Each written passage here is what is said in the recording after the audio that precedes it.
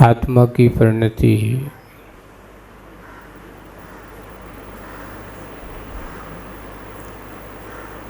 और पानी की परिणति, उसका निर्धारण करना, उसके बारे में उसका परिचय प्राप्त करना, पानी और प्राणी दोनों समझ लो। देखो, जो प्राणों से युक्त हो सो वो प्राणी है, और आत्मा उस प्राण वालों के साथ ही है। क्यों? जब तक चेतना लक्षण है तब तक इसमें आत्मा का अस्तित्व, या ये कहो कि आत्मा जब तक है तब तक चेतना का अस्तित्व है। चेतना भी कहो, चैतन्य भी कहो और आत्मा कहो, उसमें कोई अलग नहीं है, क्योंकि चेतन स्वभाव आत्मा से पृथक नहीं है। तो बात ये कही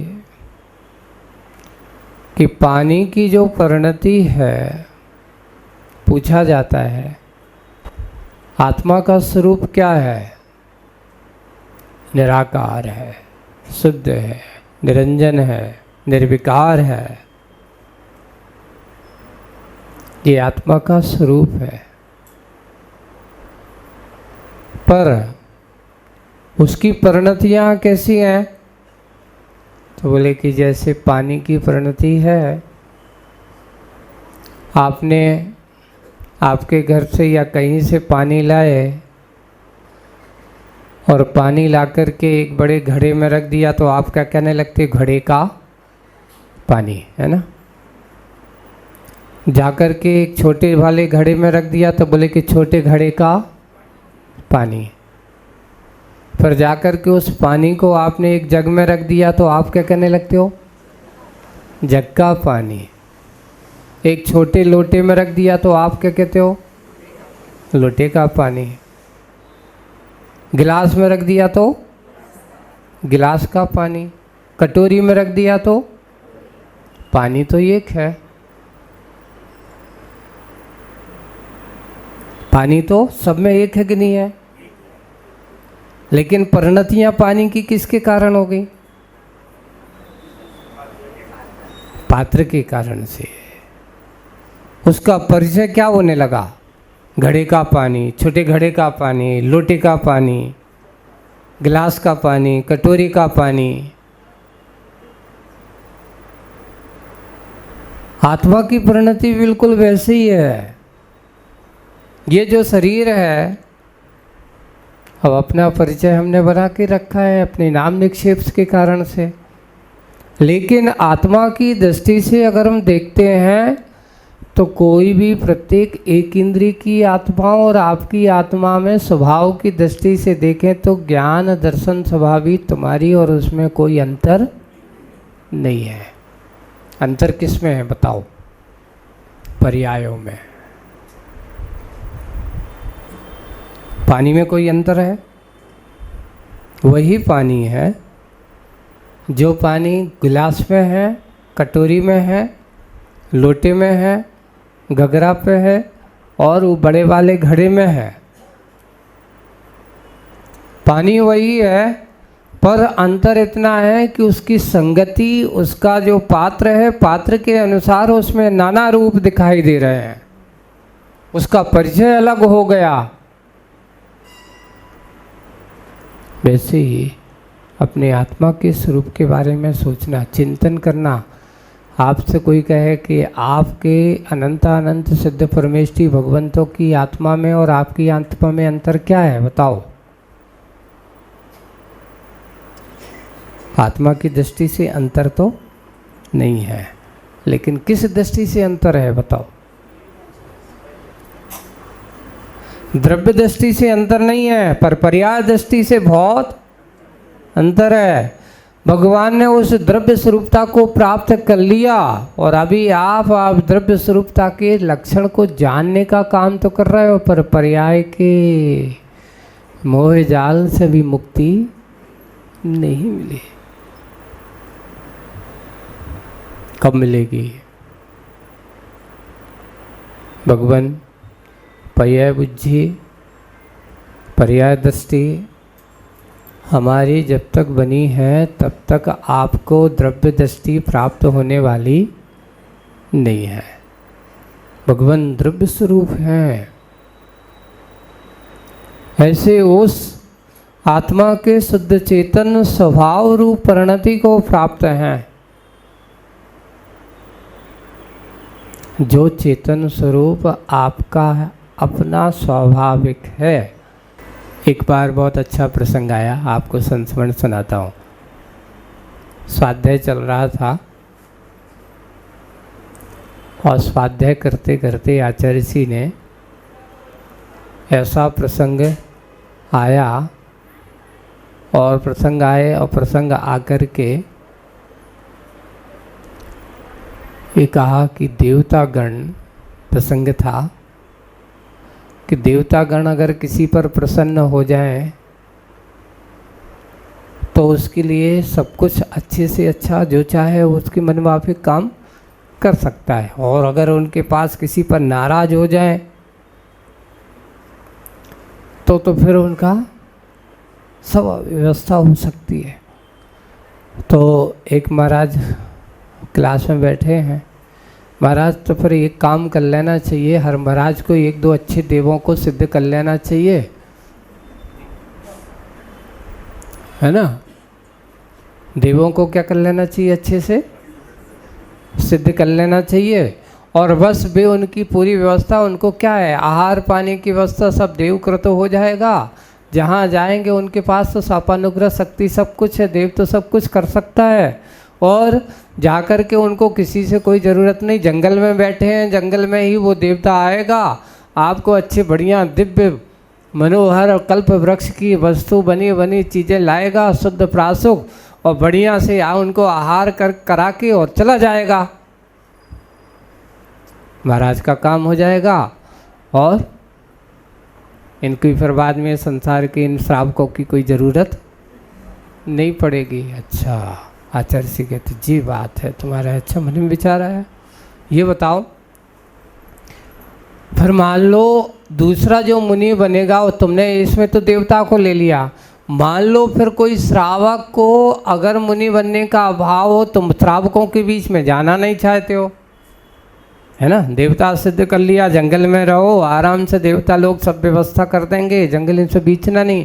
फिर इनके बीच में मुनि बनने का जो उपदेश है, विहार करने का, उनके पास बैठने का, उनके संगति में रहने का, आगामी तुम तो इससे क्या हो जाएगा, मुनि तुमने अपना तो सिद्ध कर लिया, लेकिन आने वाली सेवन परंपरा को रोकने का कार्य कर दिया। इसलिए आगम में लिखा है, देवों से कभी आहार नहीं लेना, देवों से कभी क्या नहीं करना, आहार देने के पात्र नहीं होते। देवता सौधर्मेंद्र देखो सब कुछ कर सकता है, लेकिन भगवान की नवदा भक्ति कहीं दिखा है? सौधर्मेंद्र ने पड़गान किया भगवान को, आहार दान दिया भगवान को? नहीं। क्यों नहीं दिया? क्यों? क्योंकि असंयम की पात्रता जहाँ होती है वो कभी संयमी को आहार दान नहीं। सोचो आपको, इसलिए कहा कि श्रावकों को ही आहार दान देने की पात्रता है, देवों को आहार दान देने की पात्रता नहीं है। आचार्य जी कहते हैं देखो ये सबसे बड़ा है, मुनि महाराज का आहार मात्र को जाना, आहार करना श्रावक के अंदर कितने राग भाव को दूर करता है, उसके अंदर वैराग भाव को उत्पन्न करता है, संयम के भाव जागृत करता है, उसके अंदर की सोई हुई चेतना को जगाता है। इसलिए मुनि महाराज की आहारचर्या कोई कम मत समझ लेना, वे आहार करते हुए भी कई जीवों को उपदेश देते हैं, अनेक भव्य जीवों का मार्ग प्रशस्त करते हैं। देखिए यही प्रवृत्ति का मार्ग नहीं, निर्वृत्ति का मार्ग है, निष्परिग्रहता का मार्ग है।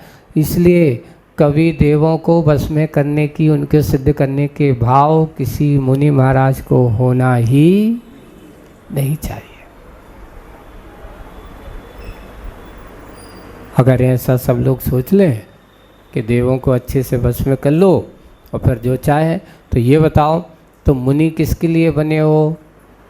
ख्याति पूजा लाभ के लिए? लोगों मेरी खूब देख, मेरे पास चमत्कार होता है, ऐसा होता है। अगर इसके लिए मुनि बने हो तो समझ लेना तुम्हारा मुनि बनने का कोई काम नहीं है। इससे अच्छे तो घर पे ही रहते तो अच्छा रहता, गृहस्थ ही ठीक था। मुनि बनकर के अगर मोह और ख्याति पूजा लाभ की अगर कामना अगर उसके मन में आती है तो समझ लेना अभी उसके पास मुनि बनने का उद्देश्य उसके पास नहीं है। जो मात्र आत्म साधना की दृष्टि हुआ करती है। बार बार हम लोगों को आचार्य श्री कहते हैं, और आचार्य श्री का एक ही संकेत रहता है, दुनिया में मुनि राजों को या ये कहो श्रमणों के लिए कैसे होकर के रहना चाहिए। ये बात सत्य है कि इस पंचम काल में कभी भी तुम जंगलों में बीच में नहीं रह सकते।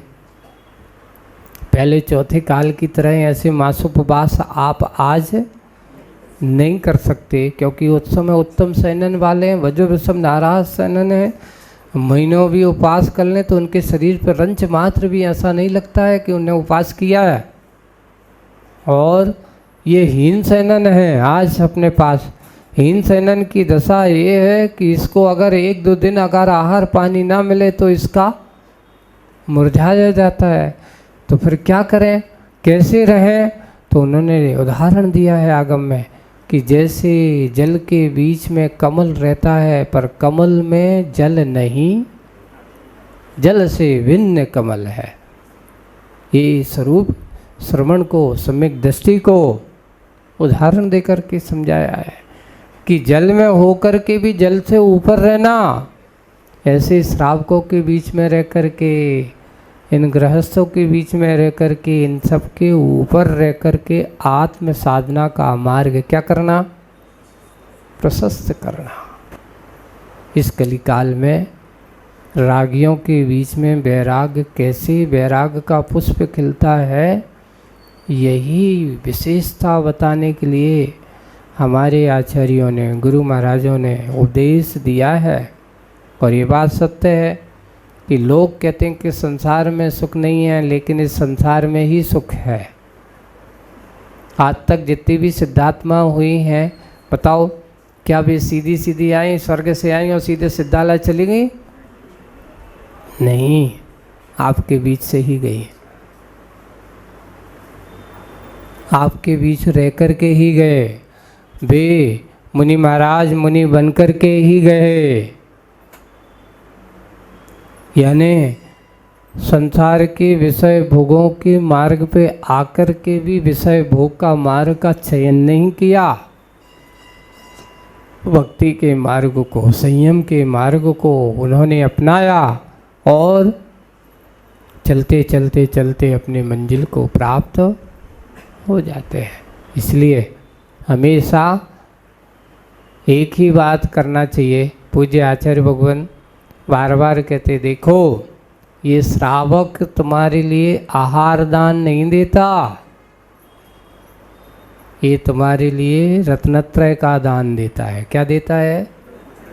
आहार दान कोई छोटा दान नहीं है कि अगर एक दिन मुनि महाराज अपने रत्नत्रय का अच्छे से पालन करते हैं, धर्म ध्यान करते हैं, स्वाध्याय करते हैं, विषय भोगों से दूर रहकर आत्मकल्याण की भावना करते हैं और उनके धर्म ध्यान में हम सहयोगी होते हैं, तो समझ लेना मैंने आज उनको आहार दान नहीं दिया। क्या दिया है मैंने?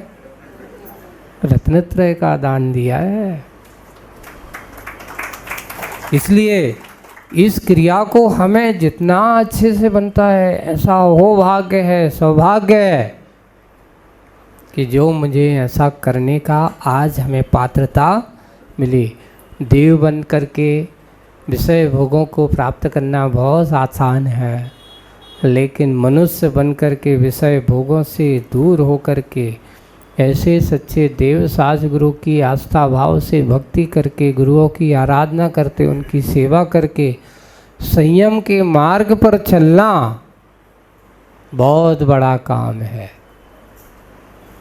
आज के इस परिवेश में हम ऐसे संयम के मार्ग को बहुत अच्छे से उसकी पात्रता रखने हैं तो यही भावना करना चाहिए कि भगवान मेरे अंदर के ऐसे परिणाम कब जागे हैं, मेरे अंदर ऐसे भाव कब जागे हैं कि मैं भी ऐसे असंयम के परिणाम से हट करके संयम के भाव जगा सकें, अपने इस मनुष्य पर्याय को धन्य कर सकें। अहोभाग्य होगा, सौभाग्य होगा जो मुझे ऐसी परिणति प्राप्त हो जाएगी। हम आराधना करते हैं, सिद्ध भगवान की भक्ति करते हैं।